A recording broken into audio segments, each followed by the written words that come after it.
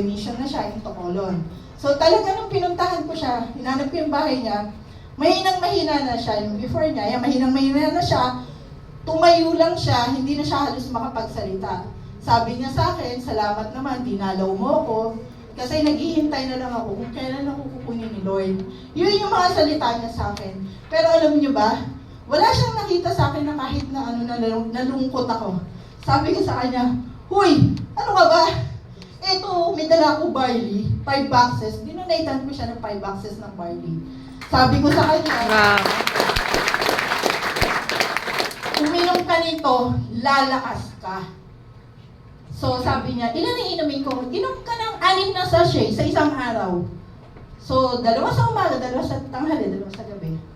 So sabi niya sa akin, talaga, lalakas ako. Ang gusto ko lang dito ang mga mentors, lumakas siya bago siya mamatay, ha? Nagtutol siya.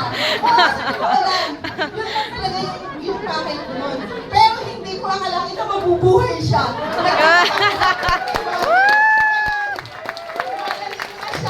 Thank you, Lord.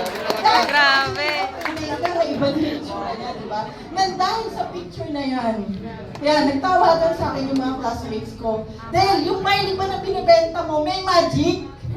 Sabi ko, anong magic? Etong picture na Evelyn, oy, magic nga. Diba? Nakita mo naman, di ba, naghihila siya. Ito pa yung isa. Ito talaga, sobrang touch ako dito. Classmate ko siya nung college na hindi ko na siya talagang maalala. So, nabalitaan lang niya sa ibang FB friends ko na nagbebenta ako ng barley. So, yung anak niya, ang kwento niya,